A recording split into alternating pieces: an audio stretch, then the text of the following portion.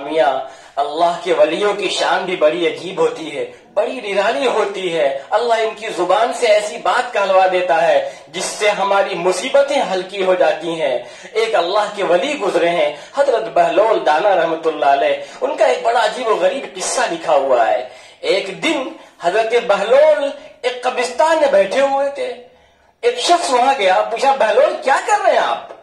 کہا ایسے لوگوں کے پاس بیٹھا ہوں کہ جب ان کے پاس بیٹھتا ہوں تو ہمیں اذیت نہیں دیتے ہیں، اور جب غائب ہوتا ہوں تو ہماری غیبت نہیں کرتے ہیں۔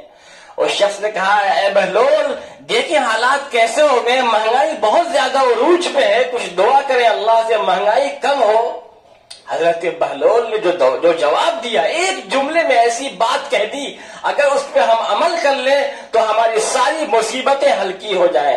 حضرت بہلول نے فرمایا بہلول کو تو کوئی غم نہیں ہے، چاہے مہنگائی جتنی ہو جائے، چاہے گیہوں کا ایک دانہ ایک دینار کا ہی کیوں نہ ہو جائے، بہلول کو کوئی غم نہیں ہے۔ آپ تصور کریں کہ ایک دینار تقریباً 220 سے 50 کے آس پاس ہوتا ہے، تو ایک دانہ، فقط گیہوں کا ایک دانہ فرما رہے ہیں کہ اگر ایک دینار کا بھی ہو جائے تو بہلول کو تو کوئی غم نہیں ہے، کیونکہ یہ ہمارا حق یہ ہے کہ اللہ ہمیں رزق دے، اور اللہ کا حق یہ ہے بندوں پہ کہ بندے اللہ کی عبادت کریں، ہم اللہ کا حق ادا کریں، اللہ ہمارا حق ادا کرے گا۔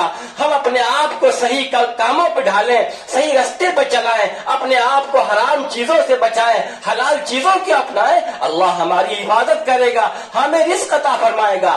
تو ایک جملے میں انہوں نے پوری بات کہہ دی کہ مجھے تو کوئی غم نہیں ہے، چاہے گیہوں کا ایک دانہ ایک دینار کا ہی کیوں نہ ہو جائے۔